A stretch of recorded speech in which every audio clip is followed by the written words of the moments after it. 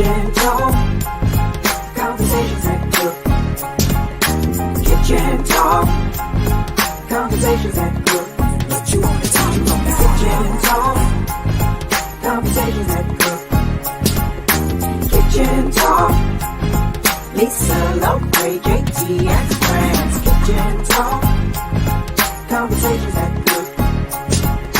Kitchen talk, conversations that cook. What you want to talk about?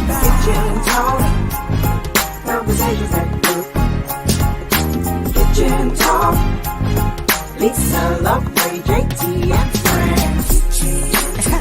Lisa, Lorraine, JT, and friends. Y'all ready to cook up some conversation? Come on. Kitchen talk. Let's talk.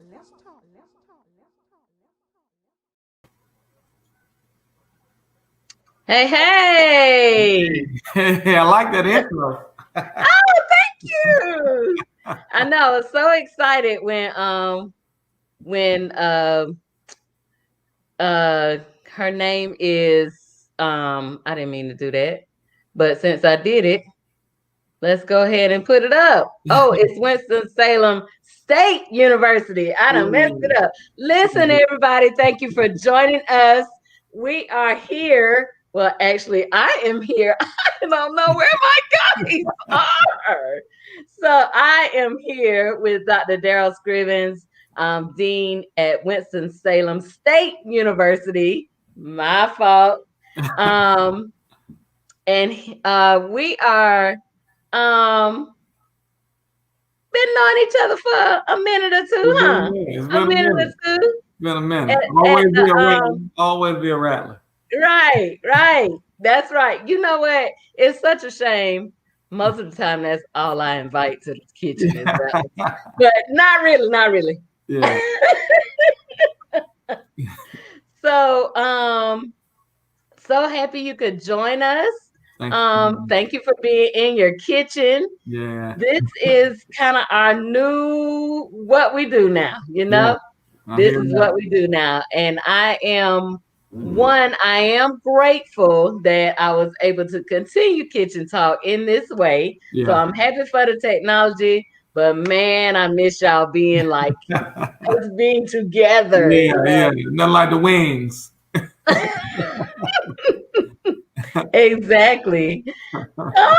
You got an admirer already. Yeah. That's right. I was supposed to ask, is you married? Yeah. That's my 23 and me. We 23 years this year. Oh wow, 23. Yeah, back in grad school and almost half my life. I've been married to a wonderful woman, 3 children. The oldest will be 22.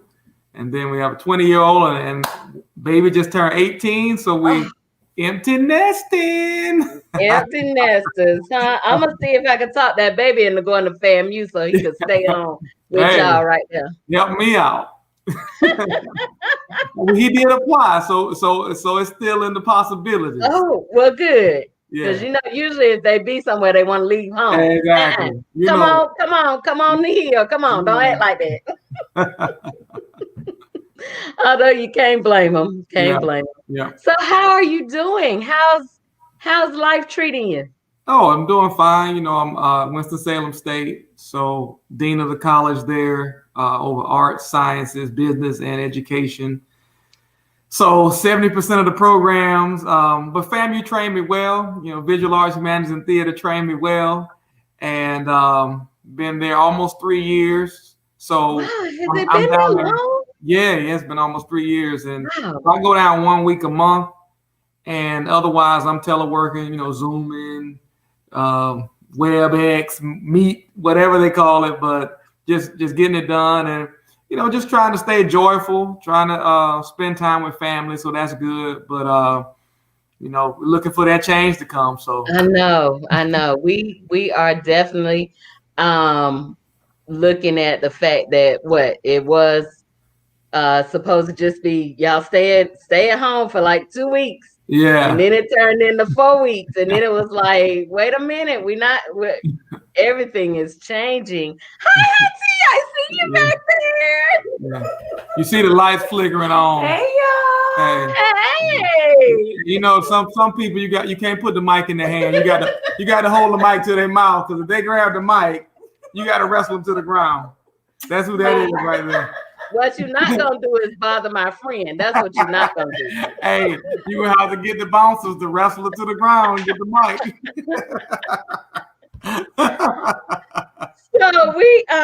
So we have, I mean, in all of our discussions since we've been on in this manner, we just kind of been talking about how people are coping and how are you staying joyful and trying to stay at peace and trying to deal with, you know, if you never had anxiety before, you may be experiencing some anxiety now. And it's like, you know, what do we do with this? And so one of the things in this month I wanted to talk about and bring joy and happiness and peace, you know, and we're moving into the holiday season. So I thought it'd be great if we got you on to talk about Kwanzaa. Oh, yeah, that's great.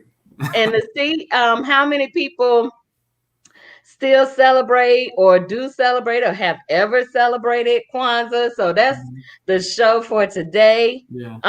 Is to talk about Kwanzaa. Now, the other good part there about being in this format is we are not restricted to the 30 minutes like on TV. Okay. So we can talk like. And we've been going over a little bit because I could talk about them friends of JT. They just be talking. Yeah, they run over the time. They just be talking. They gonna get me when they see this. But yeah, so enlighten us for those who don't know what Kwanzaa is. Tell us what it is, and then give us a little bit of the origin. There's France. Hey guys. Hey. What's going on? How are you? Technical difficulties. But you made it. You made it. I made it. Yeah. And you're working on greater. I'm working on greater. You already know. I know. I know. I just talked about you. I told Darryl that that you guys like y'all, you and JT, y'all be talking so much that y'all run over the time. So you the culprit.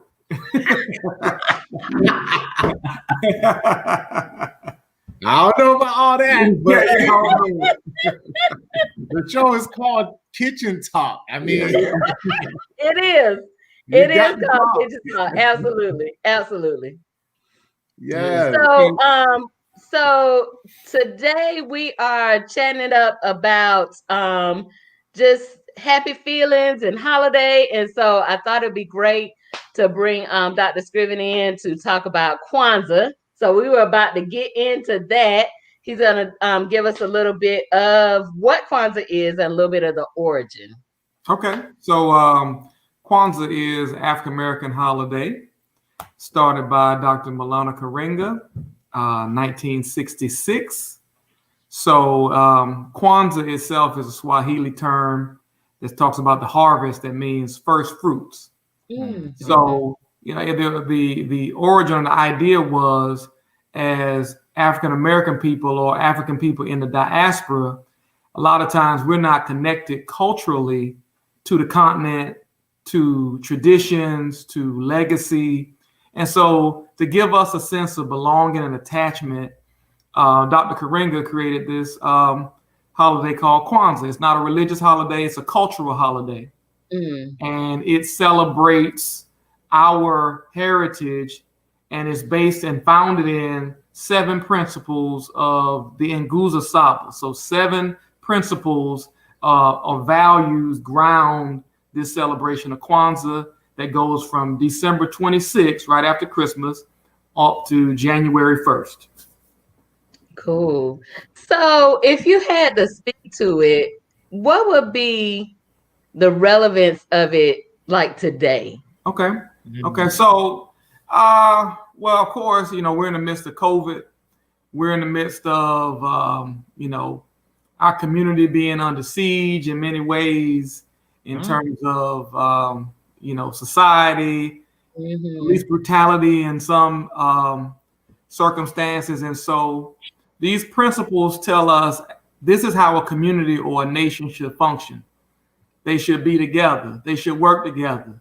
They should spend their monies together. They should have a collective purpose so that we can be individuals, but our unity is what keeps us able to express ourselves, and be safe and flourish and do it for generations. So it's never out of style to work together and cooperate and to lift each other up. That is so cool. So do you think we'll see boost in celebration in the 2020 that we may not have seen in previous years? Because honestly, if I had to say, I know what Kwanzaa is, but have I ever really celebrated it? Maybe last year, but not in a full, ritual or any type of way. Right. But the way, like you say, the way that the country is, it's almost like you want to do it now, or you want to have something where we could celebrate ourselves and we celebrate our Blackness. I know we say African American, but I'm like, I'm Black, I just want to say it like that, We celebrate our Blackness and we celebrate each other. So do you think we may see a rise in observance this year? I hope so. I think people are looking for some connectedness, a way to ground, a way to be hopeful and look toward the future. And Kwanzaa does that. Kwanzaa gets us to thinking about how we're going to live from now on. And, my family, we have in the foyer, when you come into our home, we have the foyer table and it has the kinara with the candles and the first fruit. It's there year round. The mat is there. So we want our family and the people that enter into our home to understand our orientation, that we're about focusing around these principles, building our people up, building our collective purpose that lives beyond us. Future generations should be blessed by the decisions that we make today. And, symbols have power. They reflect what we think and what we do. That is very true. I love the fact that you have it in the home consistently. You said something and I said, oh, that hits a real core, that it's about the unification, but it's also about self-development, right? Yes. Because we can't work on the whole until we work on ourselves. So it's such a great time to really to celebrate Kwanzaa. And I'm thinking of like, how can we do it in this age of pandemic? Online, doing a Kwanzaa 7 nights of restoration, or 7 nights. Not even restoration. It's really about vision, like you said. We're thinking about tomorrow. So I don't know. What you think, Doc? What can we do? In many ways, it's different because we are relational people. We like to gather. We like energy, kinetic. We like to dance and move. We feel the spirit and vibration from one another. And at the same time, because of the technology, we are able to reach a lot of people at one time. It's different, but it's still valuable. Right. So if we're intentional about it, then we can really move on the collective and say, we're going to be together for 7 nights. It doesn't have to be a long period of time, but we're going to be intentional about this. We're going to get our children. We're going to let our children see all the people that they are connected with on a universal level that they may not have put their eyes on, but the hearts, the mind, the tradition, the culture, we're one. Man, Doc, I want to start that, man. You got me excited. Like, I want to do 7 nights of Kwanzaa for real. Like, yeah, man. It would be wonderful. Yeah. It really would be wonderful.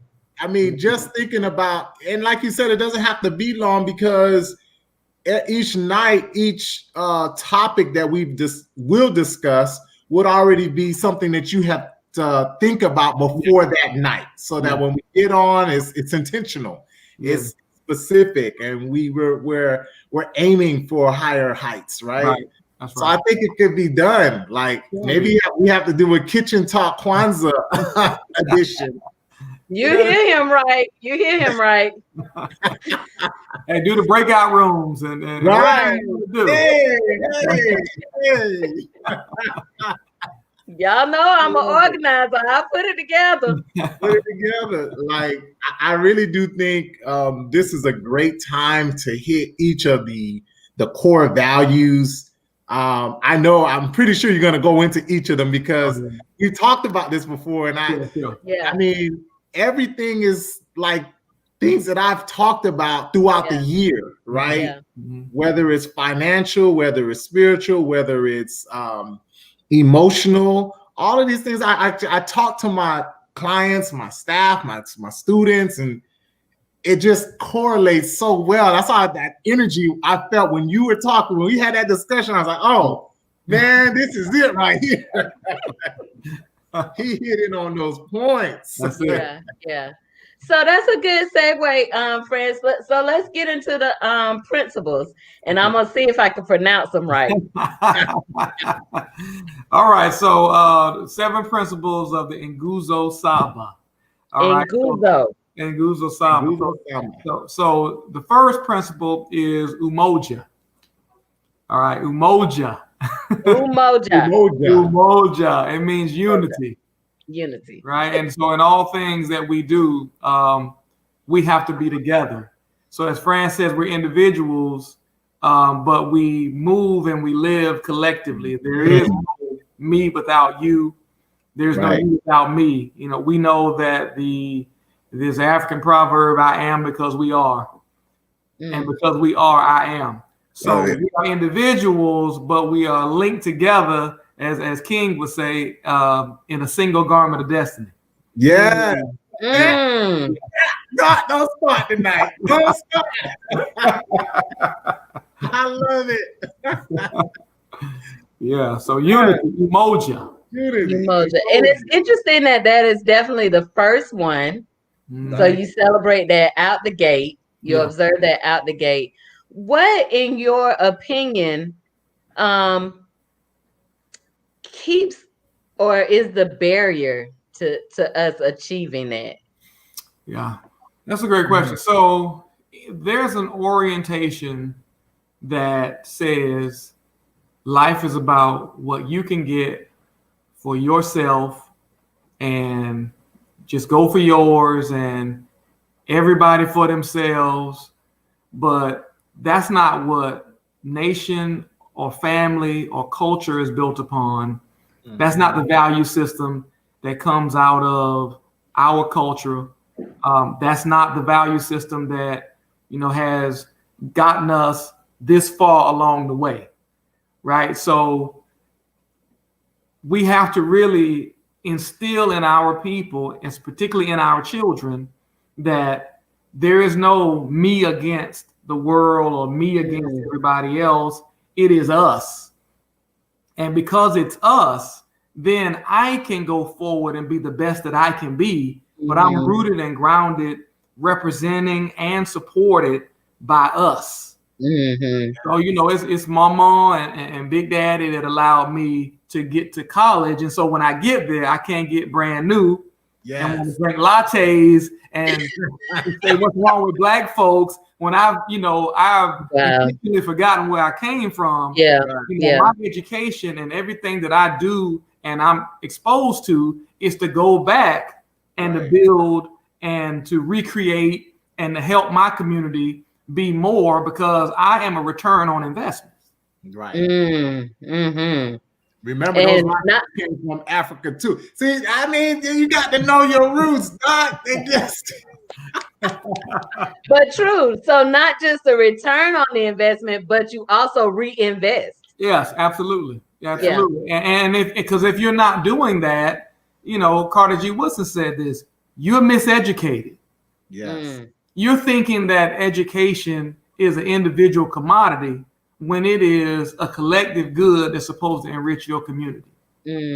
Because so much went into you being able to get to this point to even access that education, and your community did that.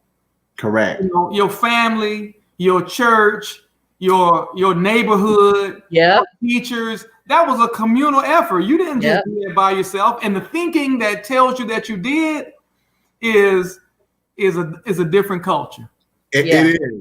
You know, I've shared this same quote, and this semester more than any, I shared it with my students that you don't know how big of a difference that you're going to make, how many lives that you're going to affect, people that you know and people that you don't know. Right. You're going to affect so many lives, but it all starts today in how you approach this particular process. Absolutely. And it's so important because you have a lot of lives that you need to add value to. You don't know yet. We got people who have not even been placed on this world yet. That our students are going to be the guiding light for them. That's right. And they have no idea that that's what's going to happen. Right. So again, we bring so much value, but we got to keep telling that. That's something. That's why.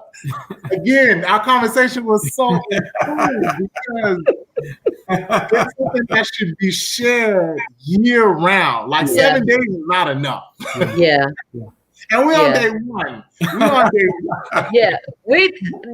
See, so Darryl, I was not telling the story when I said friends just Listen, this is my real house. I'm trying to contain myself.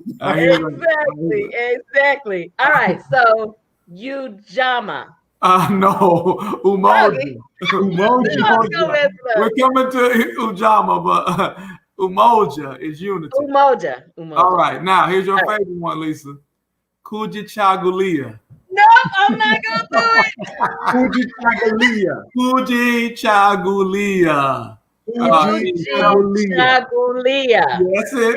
Kujichagulia. Self-determination. So instead of somebody else, another group of people determining how we live, what we have, where we go, we determine that. We determine who we will be, whether it's entrepreneurs or owners or teachers or just people who build a community. We determine that. It isn't a society or the structures in society that determine that. We determine that. But to do that, we have to go back to the unity. Right. Because one person alone is going to be susceptible to an entire society that's bent upon being, a master. But together we can determine what we do as a people, which frees us individually to determine ourselves. And so that unity, it speaks to or lays that foundation for the next thing that we do, which is determining our own future. So if I think it, I can do it. That's right.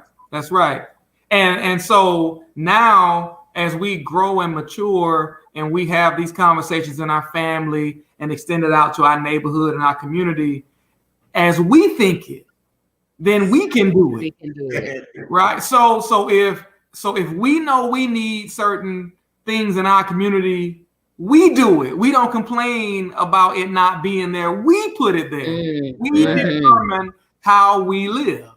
I was telling Lisa, I love my FAMU all day. Yeah. But I went to Tuskegee. Oh yeah. And saw their institution, and it was beautiful. Oh yeah. And the history behind what they did. And it was just that. It was nothing. Yeah. But they said, we need a lab. So they built a lab. Yeah. We need a house. So they built a house. Yeah. We need a product. So they made the product. It is just, the lessons are there. We just have to apply them. Yeah, they're there. And if you go Tuskegee on the main street, you'll still see Madam C.J. Walker's shop. You'll see Booker T. Washington's house that's now is a national site, but it was built by the students. Yeah, by the students. And many of the buildings on the campus were built by the students, and they're still there. They're still standing. They're that much quality. And so the whole idea of what we can have being determined by someone else, with unity, that's a foreign concept. Right. Because what you may not have, when we're unified, I got that. So if you don't have this particular skill set, it's over here. We just put that together and we keep going. Exactly. Yeah. Instead of me just hoarding my gifts and talents just for me. Right. No. Right. If France need, a stage manager, I got you, boo. That's right. You already on the list. You already on the list. You are. So and it's just how it works, So definitely building that unity is, I think, that foundation principle really will, take us far and beyond. I know it's not I know this is not rooted in any particular organized religion, but the principles speak to things that me as a Christian have read in the Bible. Yeah. Because there was a time when they got together and said, "Oh, we're gonna build a tower." Yeah. And God even said, "Ain't nothing they can do when they together." When they're together. That's right. But their motives were impure. So he had to come down and mess all of that up. now we're in Lisa's wheelhouse.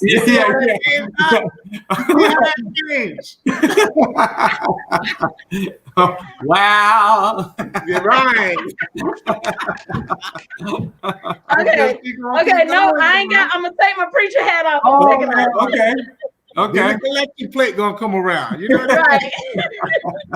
But so that's wonderful. Okay, so we have the first one is Umoja. Unity. All right. Kujichagulia. Right. Self-determination. You did it. Okay, so the third one is Ujima. Collective work and responsibility. Love it. So we have to work together. It's not enough to say we're together and we have in our mind what we want to be and we want to determine ourselves, but now it's time to get to work. Right. We have to work together. So let's say this. There are many of us who we don't want to build upon what our parents and grandparents built. We want to do something else, and that's fine, but we can't abandon the work that they have done because that's our legacy. So, for instance, as you said, if you're in the same profession, why can't we make a plan to work together to achieve both of our aims, to see ourselves in one another's plans and visions? Let's work together, and then let's take responsibility for the success of not just ourselves, but of each other. That's right. So it's not enough to sit around, and play spades and say, I don't know what's happening with Ricky. I don't know. I mean, he always got something going on. He got some harebrained scheme. But can you help Ricky achieve his goals? Just put a like on his page. I mean, just go down to his shop, buy some of his wares, and go support him, and go out to the festival and buy one of his CDs or something. Listen, Doc, last show we had Chef Shaq on here. Okay. And with the pandemic, there's a lot going on, and that industry is taking a hit. But even before that, I said I gotta support my sister, right? Yeah. Even if it's a small little token, I gotta support my sister. I gotta support my brother. Yeah. We talk about each other so much, like he ain't doing that, she ain't doing it. Right. But when I am, right, you know where to be found. Yeah. Right. I'm looking for you. I'm here for you. So it's I know. I just told France this the other day. If I have almost 2,000 Facebook friends. Yeah. If each one of them just like my YouTube page, you good. We good. That's right. Yeah. That's right. But I can't get them to do it. Well, it's because again, we don't understand these principles. We're not living these principles. Yeah. Right. You ask somebody, they will say to you, "Oh yeah, we need to work together." But how do you do that in public? How do you do that out loud? That's what Kwanzaa teaches us. So we sit down with our children and family around the table and we discuss these principles. We discuss, okay, what does that look like in our lives? Right. You know, what does it look like to work together with somebody? It doesn't mean, you know, hey, that's good, I'm proud of you. It means, what can I do to help you? Correct. You know, you may or not. Let me lick some envelopes for you. Let me. I was just thinking put that. some stamps on here for you. Let me talk to somebody. You know what? Yes. Oh, I was talking with somebody the other day that's got the same kind of vision. I need to connect you to, because you never know, when 2 or 3 gather together. Yeah. You don't know what type of a change we're gonna make. Man, I was just thinking that, you know, sometimes we think it has to be something big. Right. And it doesn't. You know, a lot of my referrals came from somebody just saying what you just said. Yeah. You know what? I heard Mr. Moyes. I heard him do this. You need to call him. You need to talk. And then all of a sudden, I'm somewhere where I would never imagine I would be. Yeah. Because somebody did something. And it was something as small as, hey, you need to reach out, or hey, talk to this person. So sometimes we think it has to be huge, or I got to give you a whole lot of money, or a whole. No, you know, I always go back to March of Dimes. Yeah. 10 cents. Yeah, that's it. I see people all over the country. The 10 cents. Yeah, just round me up.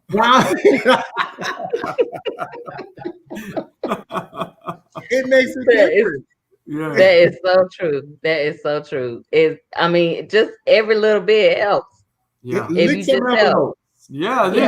I mean, just do something for me. Do anything that helps me inch toward my purpose. Correct. Because it goes back to what you said. It helps you too. Yes, it does. It's a unified front.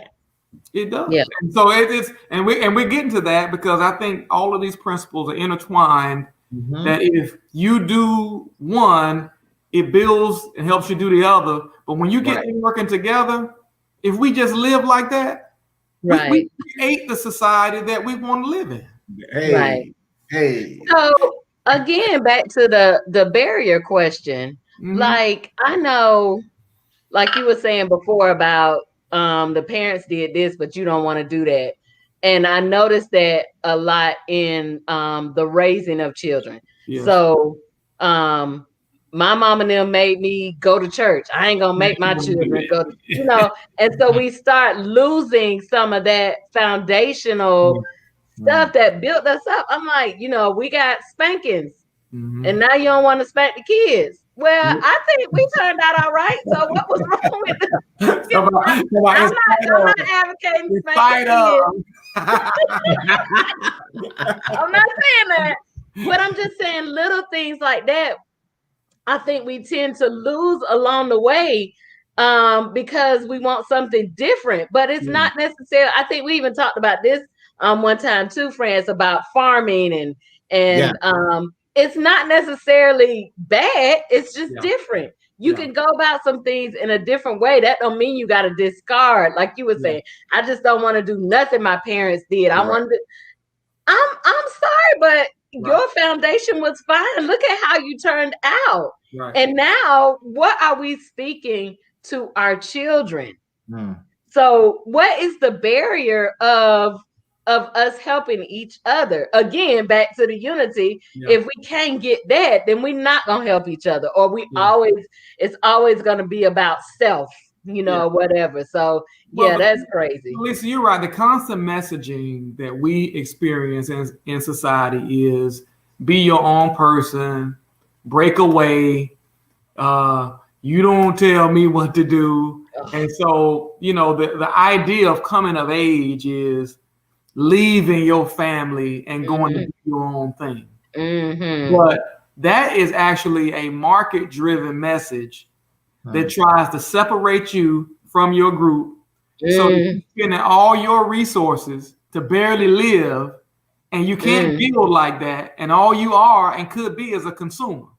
Yeah. You know, we got 5 light bills between 5 people because the messaging says people can't live together and cooperate and save those basic necessities and then build something great. But we know that's not true because when we look at other groups and other cultures, what you find as a hallmark is they share those basic necessities.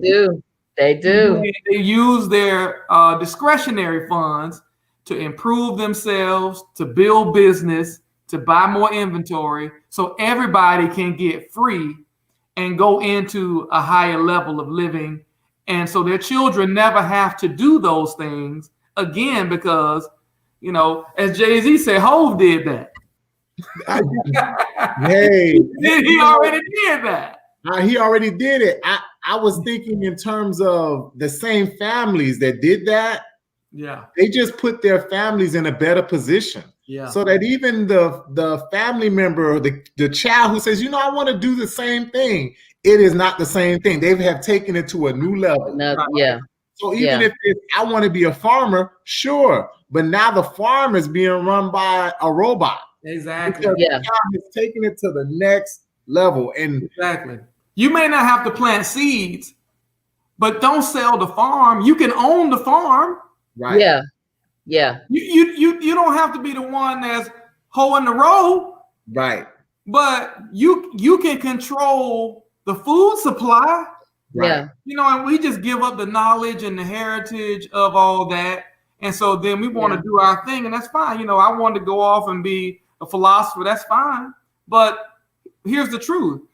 You know, I see now we need life insurance as a community. You know, we need generational assets and legacies. Yes. We need to, you know, and this is going to the next principle. We need to own our own banks. Yes. You know, and so, you know, our people don't need to be paying. Look, once I paid to go to FAM and once I paid to go to grad school and once I worked a job for 30 years, my children shouldn't have to do that. They can do what they choose to do, but we should have a family bank. Right. That says if you want to borrow some money, you borrow from Scriven Family Bank. Yeah. Right. Yeah. You pay Scriven Family Bank back because you're paying yourself back. Correct. Right. Correct. You know, Again, it's an investment in you because you're going to invest it right back into us. Exactly. You is all on my vision board. I sure got a bank right on my vision board. I am not playing.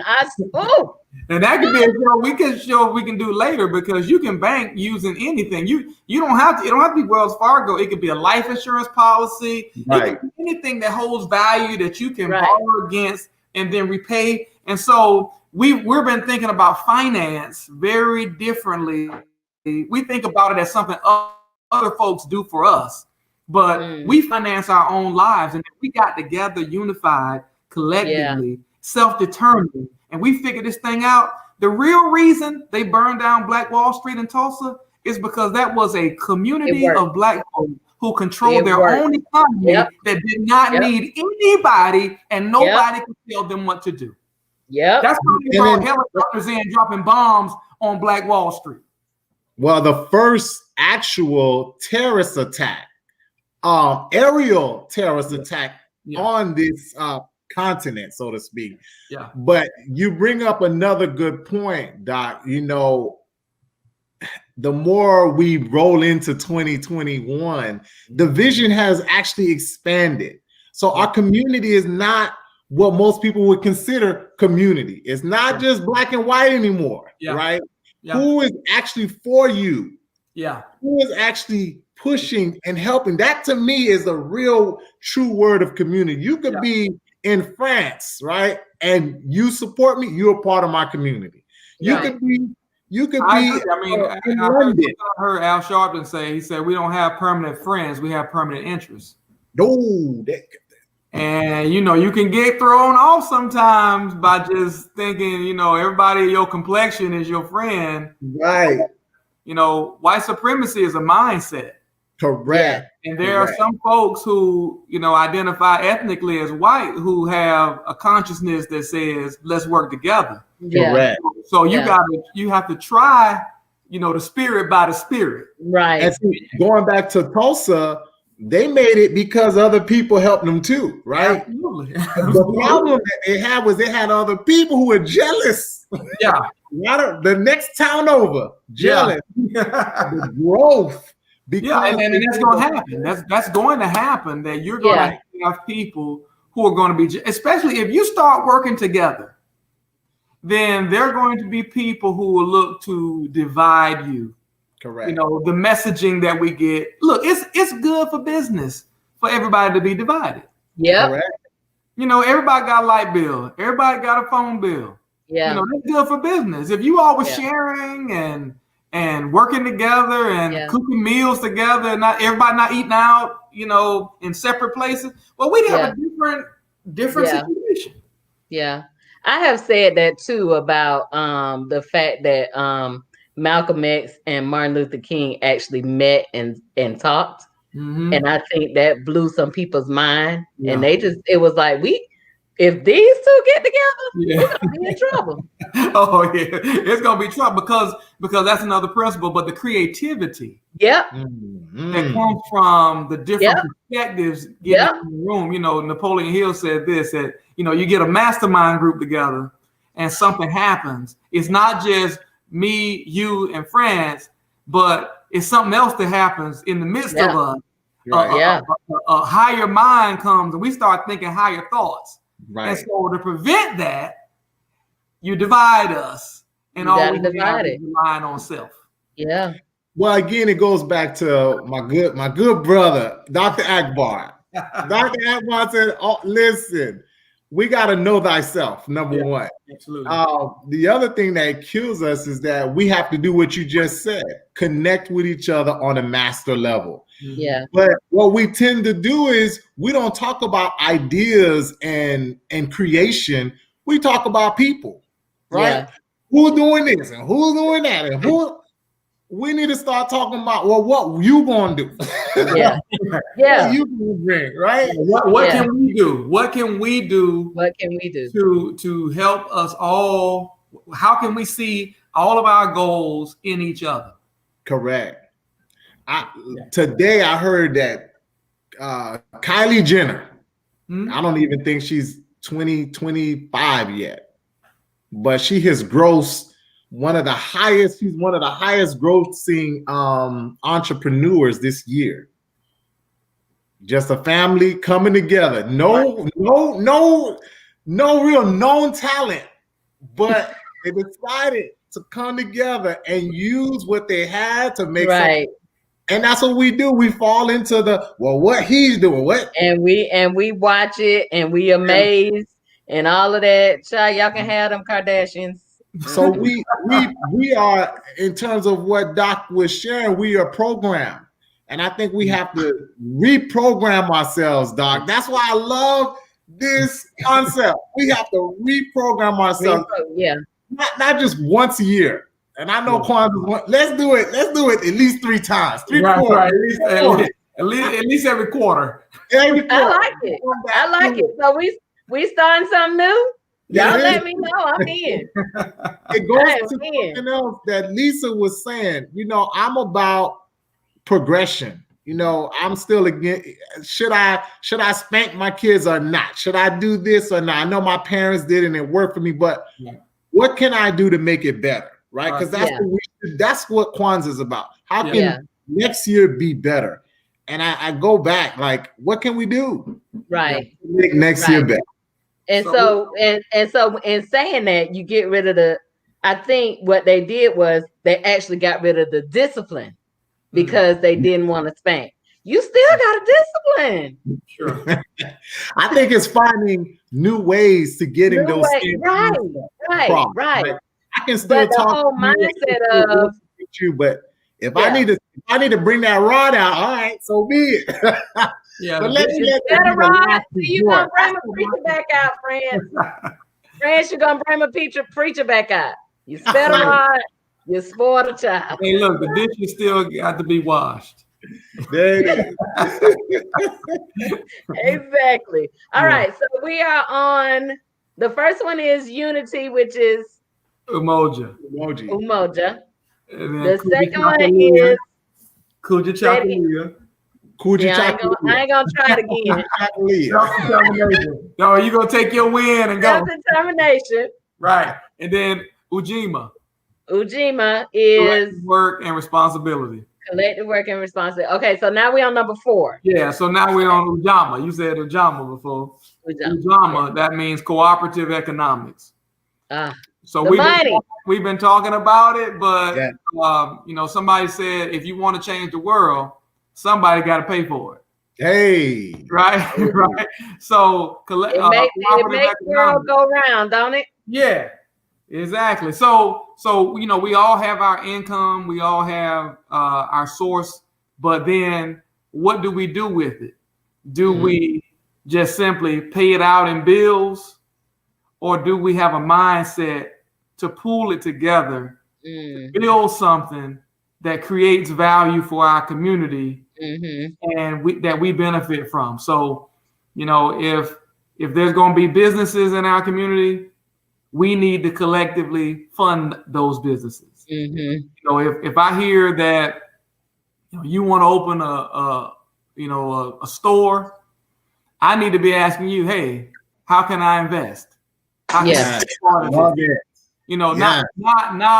I don't know. Let's see if it lasts. I don't think it's gonna work. We just project that failure on top of our stuff, and then other folks, when we see their stuff, we're all in there. We blessing them. We giving them half our paycheck. We can't wait to run in there and get some money. And so it's because we don't have an idea that we should own our community through our economic cooperation.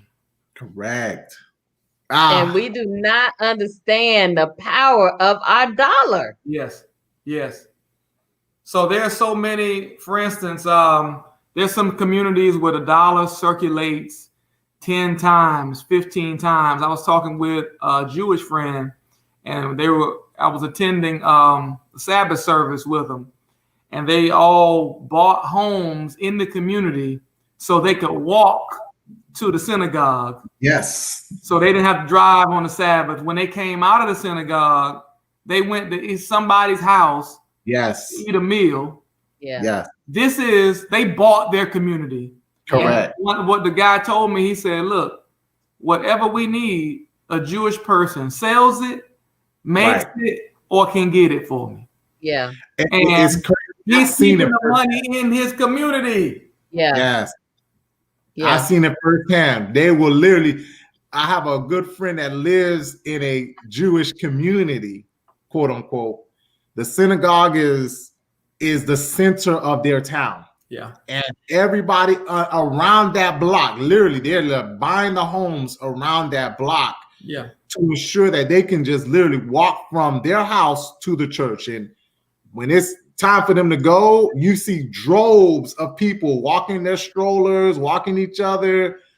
It's crazy. Yeah. But it makes sense. Yeah. And it's not about, they're walking home at night. Nobody's worried about it. You go into people's home to eat. Nobody's worried about who are you and who is this. I mean, it's a totally different mindset. And catch this, even though we know the synagogue is a religious place and symbol, every Jewish person in there doesn't identify with the religion. That's correct. Many of them identify with the culture, Jewish culture. And so, I don't stop going to the synagogue because I have some theological differences with the religion. This is part of who I am and my culture. I'm not going to abandon my people because I might think a little different about this or that, because we are because I am, and I am because we are. Wow. Yeah, and so somebody has talked us out of, if I don't agree with Rev and what Rev said, I'm going to stop going to church. I'm going to stop dealing with my people in the community. Yeah. I'm going to try to move as far away as I can. And that's deception. I go to a church where people are still asking, France, why do you go to that church? Exactly. Because that's what my people are. Tell them that. Yeah. Just because I don't have to agree with everything he or she is saying. but I can say that they are doing some things that I do agree with. Absolutely. And if you're doing that, then I'm supporting you. Right? Absolutely. If you're supporting the community and now it's not going to be perfect. That's the other thing. We look for perfection for everything. It may not be perfect, but if you are doing something, instead of just meeting on Sunday and taking my check, but you're doing something, you got a school going, you got a retirement home going, you got a pharmacy going, a supermarket. I'm supporting that because you're putting it back. You're building homes for your people. I'm supporting. That's who I want to be. And I may not agree with everything that you say every Sunday, but the actions, the community work. Okay, I'm down for that. I don't agree with everything my children say, or they don't agree with everything I say, but we're family, and that's again. The first principle, unity. You got to decide who you're down with. Yeah. And so, look, if people in your community, whatever shade or color they are, if they're supporting your businesses, if they're there when police are coming and trying to brutalize or mistreat if they're standing up for you, you need to stand up for them. This is cooperation. We got it twisted again. You're looking for people who are not looking for you, but we need to build our businesses because there is no seat at the table without economics. Correct. Yeah. None. Yeah. Yeah. Absolutely. Yeah. And we have it.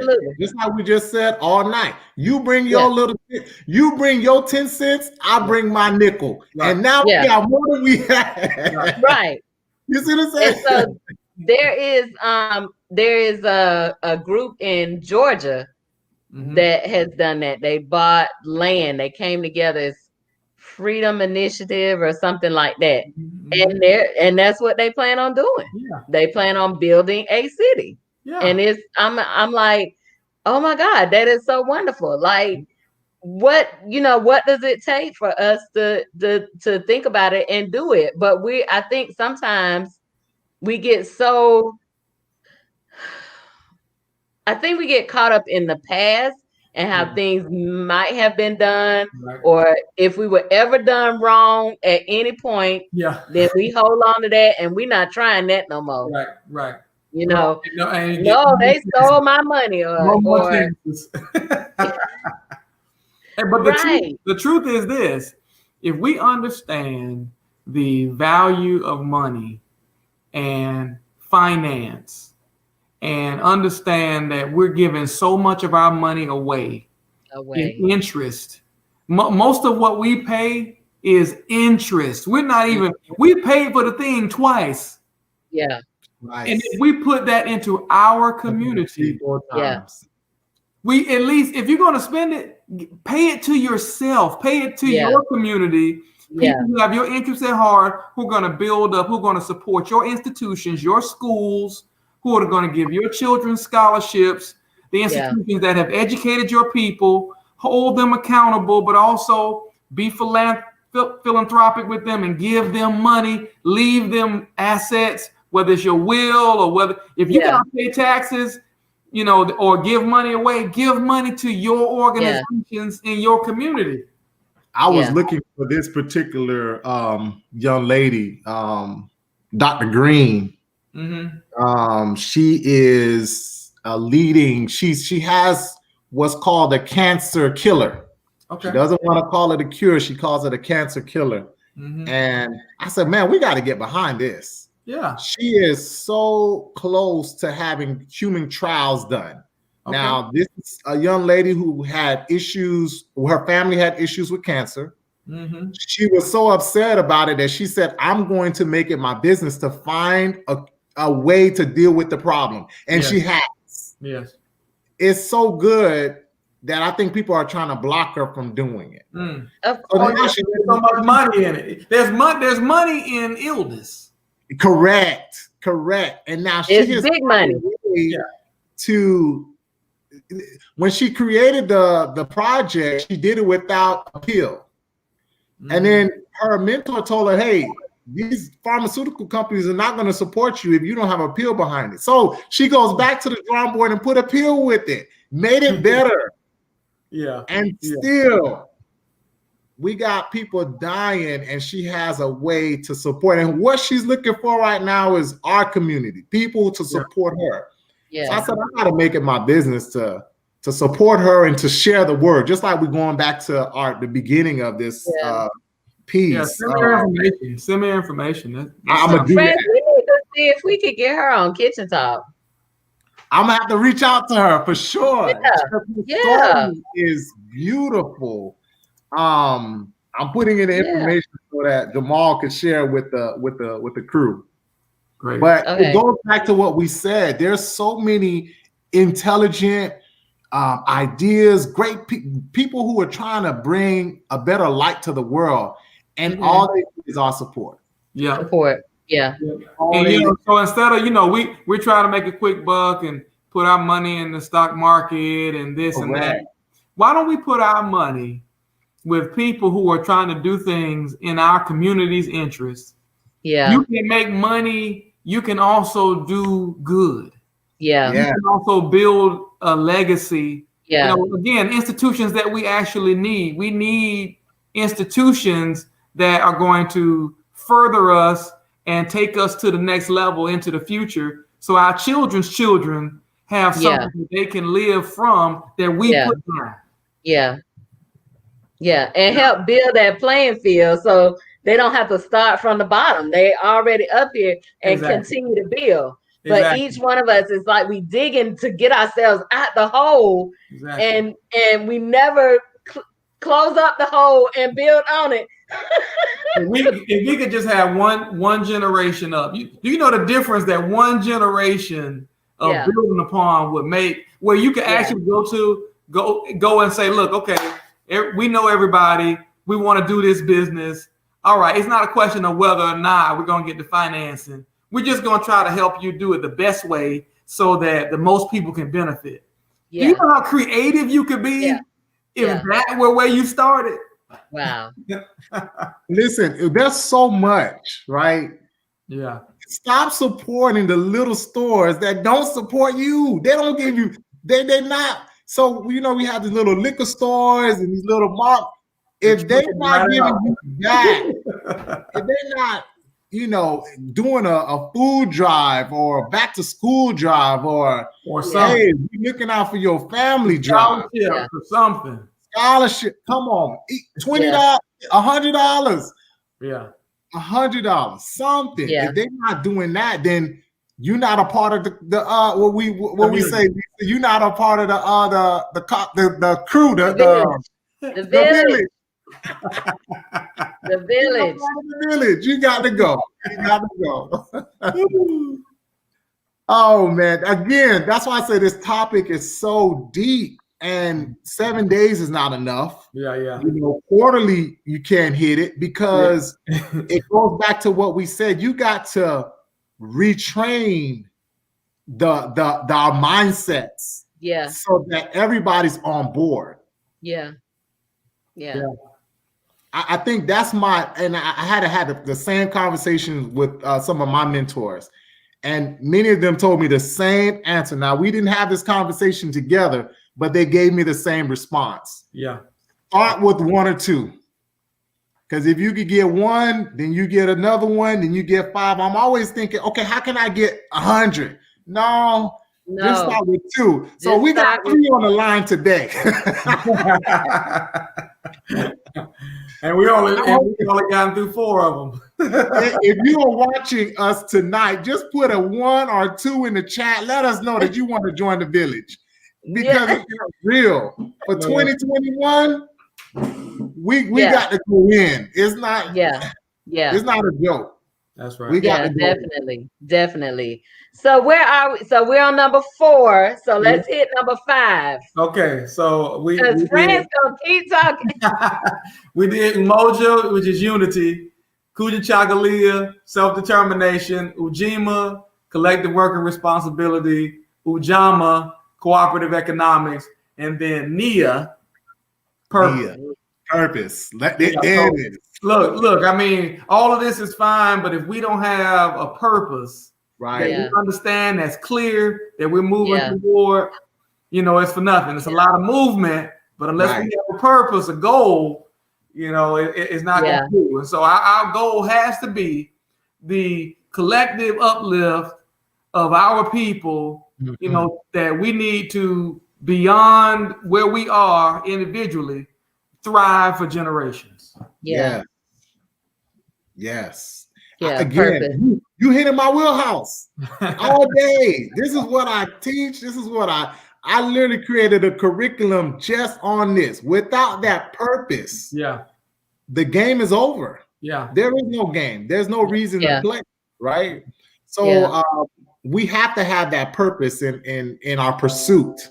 Yeah. Lots of times, when you may feel that, defeated or a little deflated, or what am I doing? You have to be able to reflect on your purpose. And so I have that reminder of the table set up, but I might write something and put it on my mirror or put it on my walls.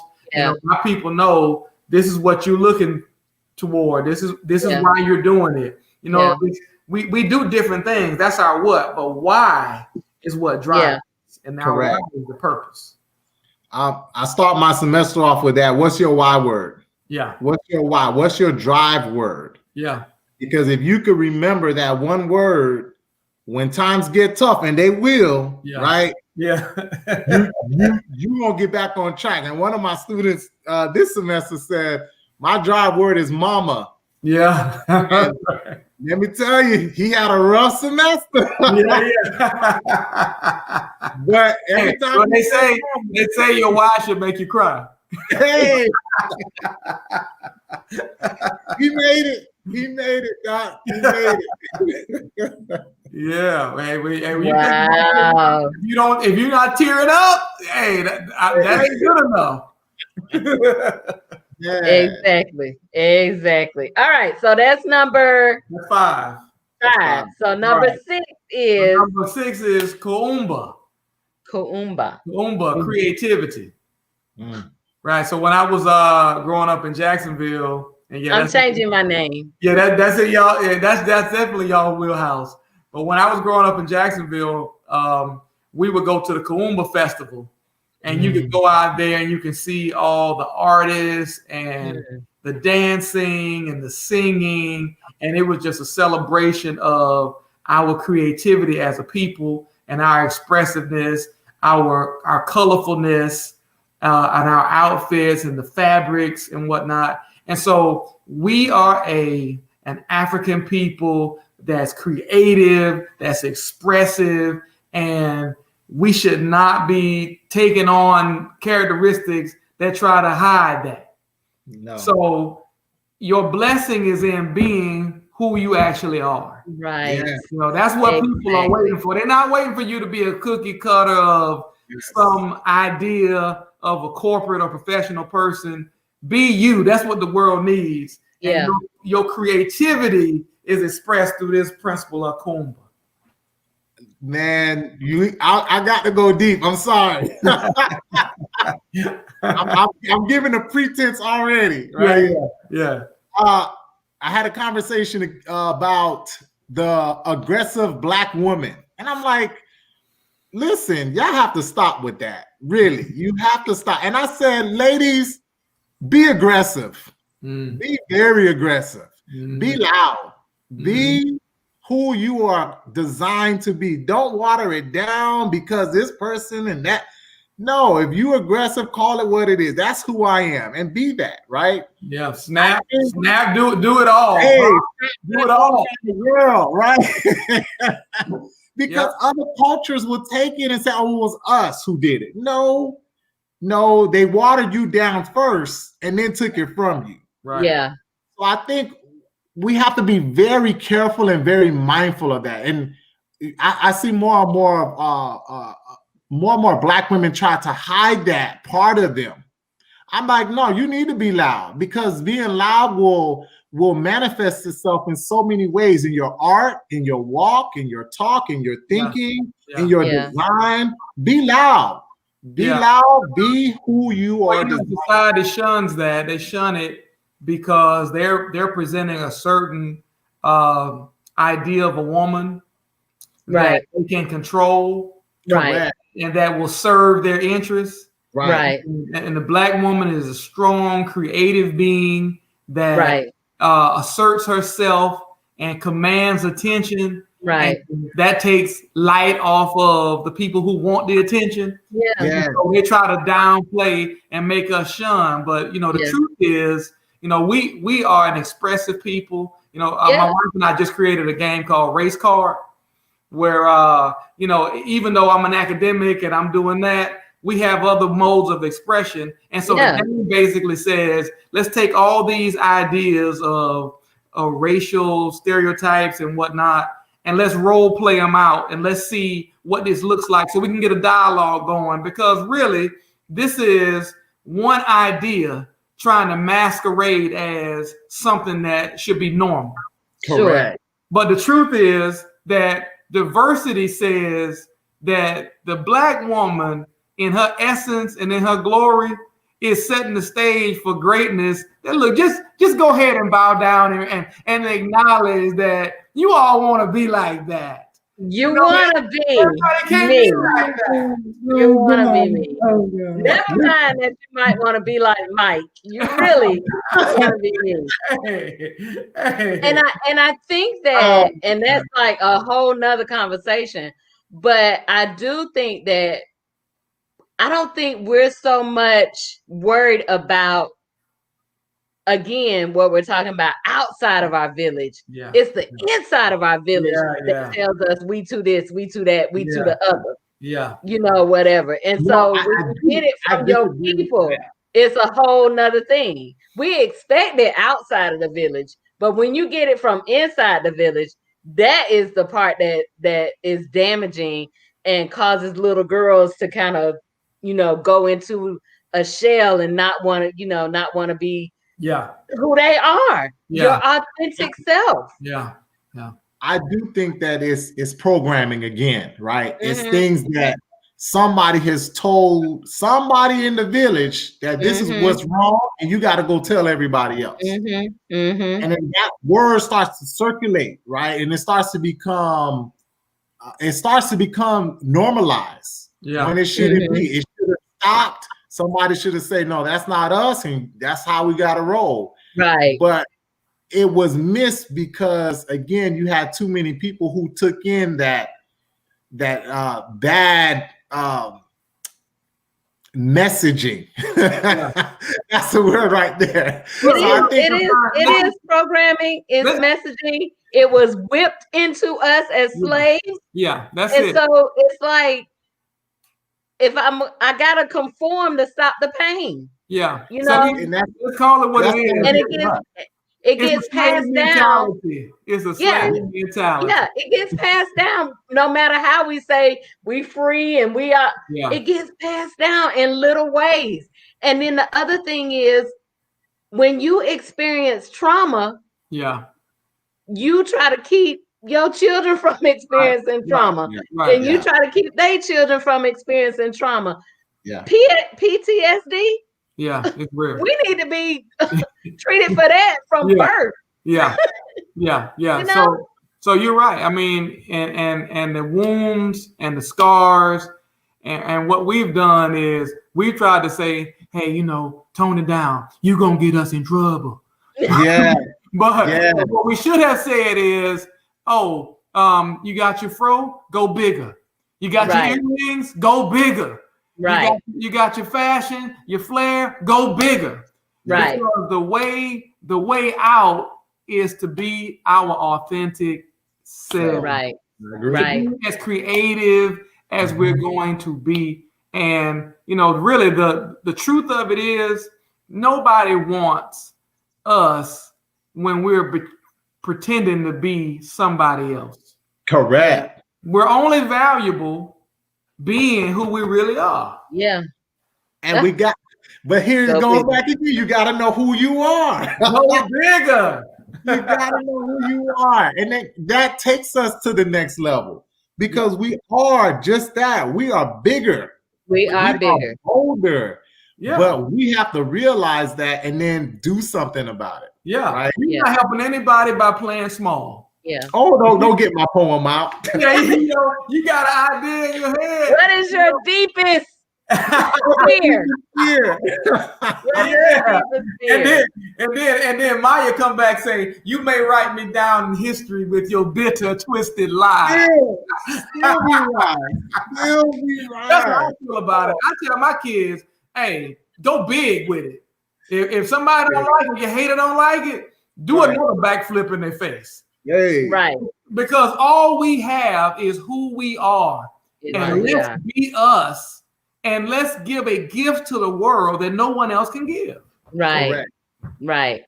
I mean, I think we talked about this too one time, France, because our history and what we have built in America is taken away from us. So you don't even know the value of what the slaves even did. Yeah. They built this country. Yes. The inventions, all of that. So don't downplay your creativity. Right. It builds nations. Listen, for my birthday, worlds. For my birthday, my wife got me an ancestry kit, and I did the swab and sent it off, and got back because all I know is my people from Jacksonville, and some of them were in Savannah, but I got the swab back, and so 63% of my DNA was in Nigeria. Some was in Ghana, some was in Sierra Leone and Senegal. So now, I'm feeling a pull of my identity. I'm feeling, when the beat come on or when the creativity jump out, I'm trying to figure out who I am. And I need to go back and touch the soil and look in the face of my people, because I meet people, they say, "Oh, you look like you from Nigeria. You look like you from," and I don't have the connection, and so we don't even know who we are. Yeah, and we have accepted definitions from other people who don't have our best interests at heart. Not at all. Yeah, so like I have one now. One of my students from Ghana gave me. And his grandmother made this. Oh wow! And so I'm saying that there is a tradition and a heritage that we have that other people know we have, and we don't know it. And we don't know. We got to reclaim that. That's correct. Yeah. That's correct. This right here. I have a different experience because I'm of Haitian descent. Okay.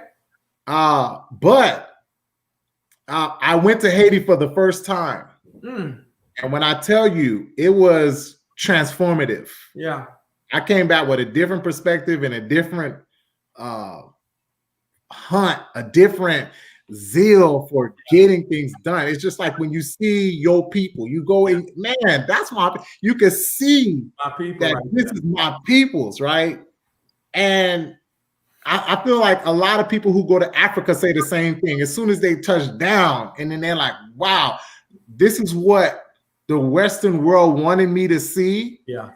But when I see it for myself, it's a completely different. Yeah. I'm talking about.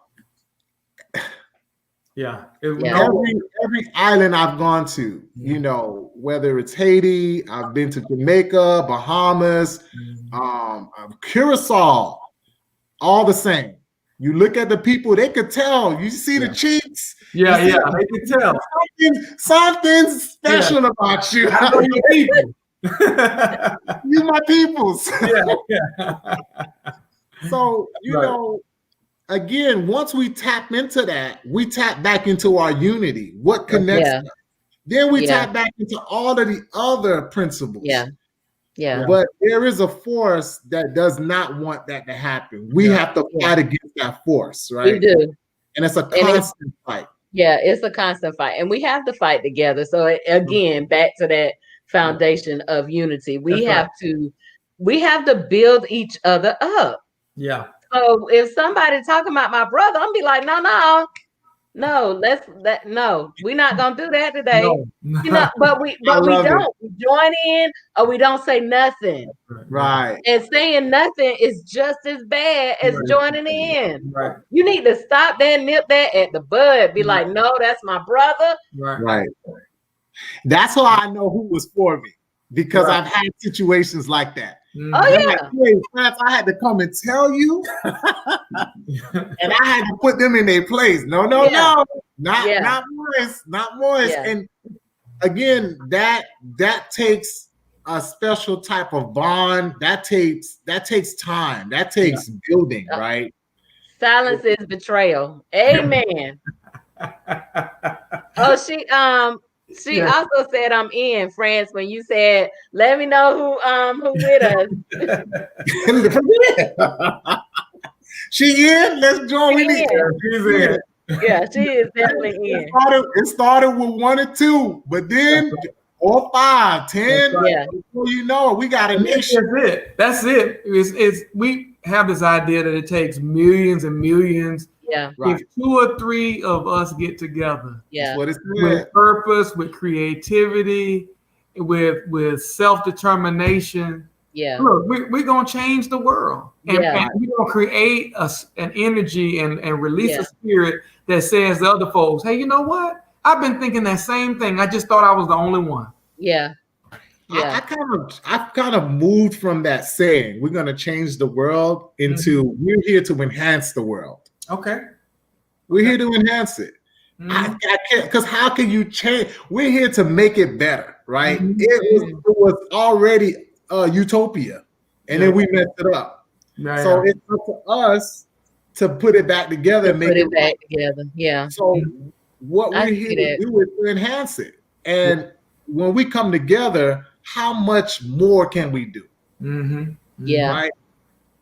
And sometimes we think it's something big, but it could be something as small as we got that child through college. Yeah.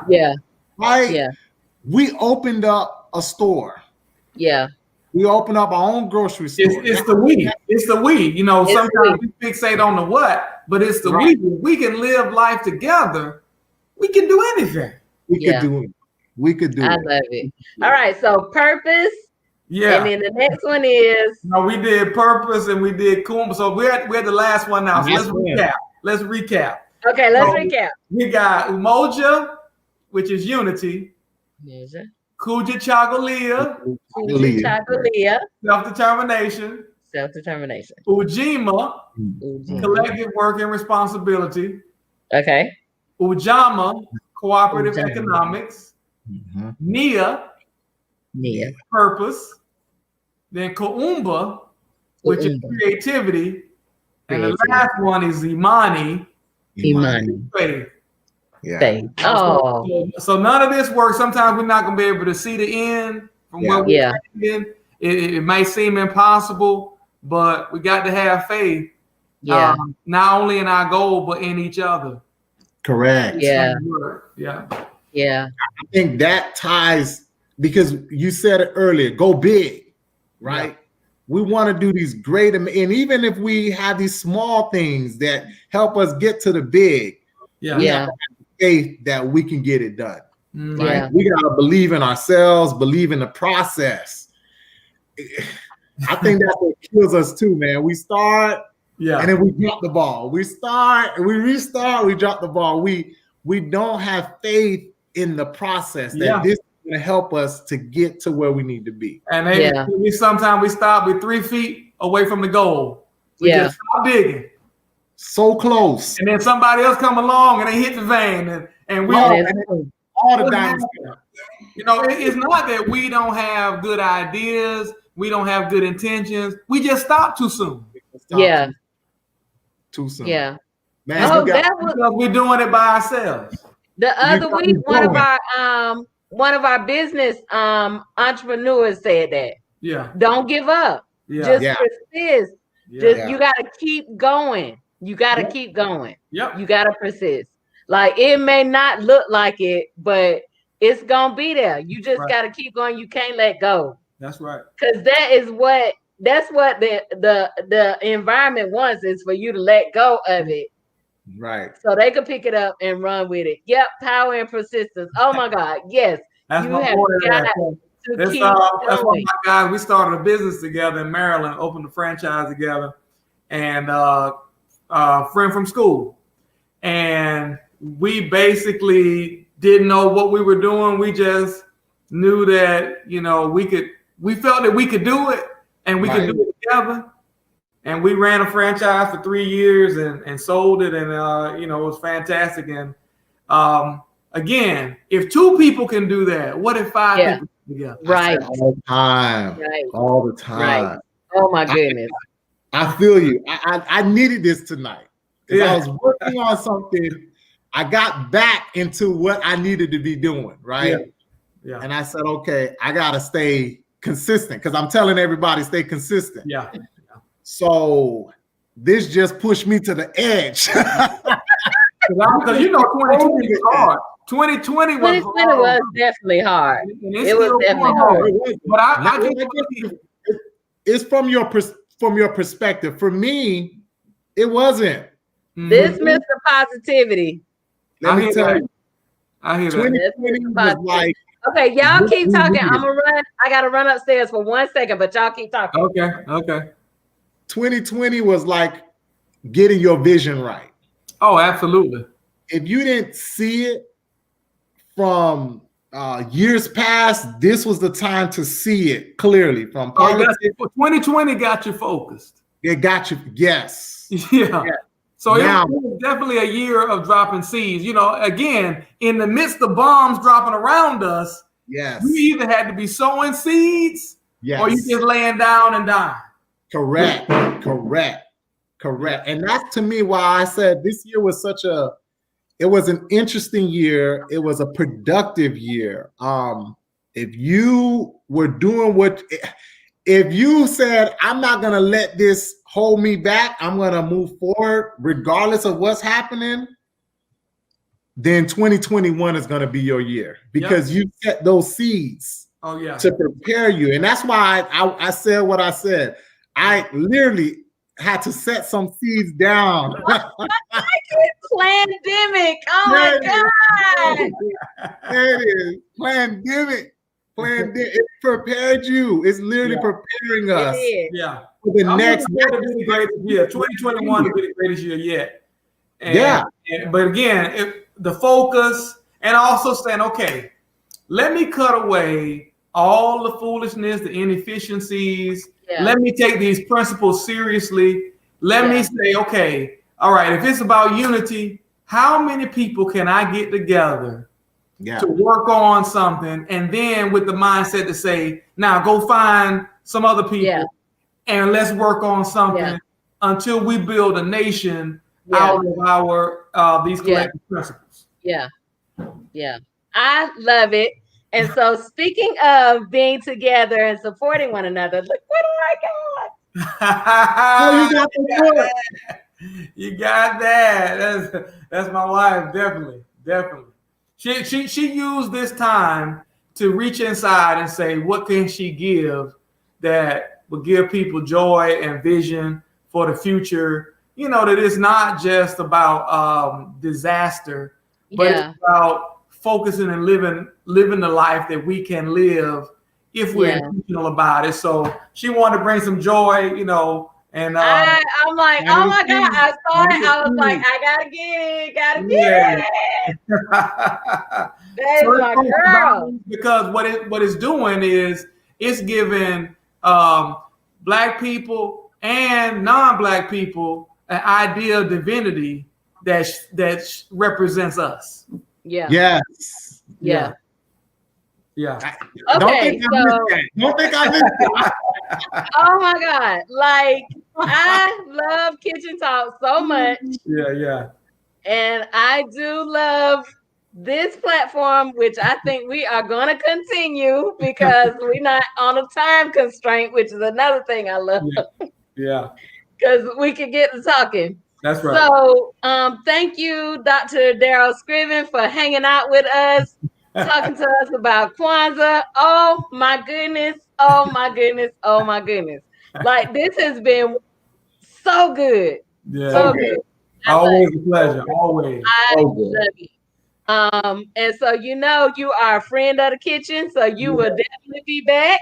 Yeah. And we have to have Reverend Dr. Scriven on the next time. Oh yeah, she'll be ready. She will be ready. I know she will. I know she will. So listen, if you are watching us from YouTube, hit the subscribe button. Never miss another show. You're watching us from Facebook, hit the like button. Listen, we are so appreciative to each of you for hanging out with us tonight. Technically, this is for France and JT, this is their last show for the year because they're not going to hang out with me on Christmas Eve and New Year's Eve. But I'll be back. Oh, thank you, Sandra. I'll be back. Next Thursday is Christmas Eve. My mom is coming to the kitchen and her brothers and sister. Oh my God. I'm like so in for it. I'm gonna have to stop in just for a little bit. That's to say what's up. It's that Kwanzaa. So they are like, no, we need to come to the kitchen too. I'm like, okay, so they're coming to the kitchen. Oh my God, y'all stay tuned. And I'm gonna try not to get a whipping. They gonna be like, you can't talk to us like that. I'm be like, this is my show. Yeah. But yeah, I'm probably gonna get in trouble next week. So, and then the New Year's Eve, I'm doing a girlfriend's check-in with some of my girlfriends from Seattle. So I'm gonna be here next week and the week after that, Christmas Eve and New Year's Eve, 2 special shows. Listen, thank you all for your support through the year. We really, really appreciate it. Transitioning with us to this platform, we really appreciate it. So, Merry Christmas, Happy Christmas, Merry New Year, and Happy Kwanzaa. Happy Kwanzaa. Happy Kwanzaa. Now, France said something, and we're going to see if we could do it. We might have to do a Kwanzaa week. Yeah. I don't know. We have to see what that look like, but stay tuned. Stay tuned. So thank you guys for hanging out with us. Thank you, Darryl. I appreciate it so much. Absolutely. France, I love you. Mwah. Love you guys. Doc, thank you. Thank you, France. Appreciate it, brother. Lisa, Yeah. thank you. Thank you. All right, we'll see you guys. Okay. If not next week, next year. Yeah. Yes.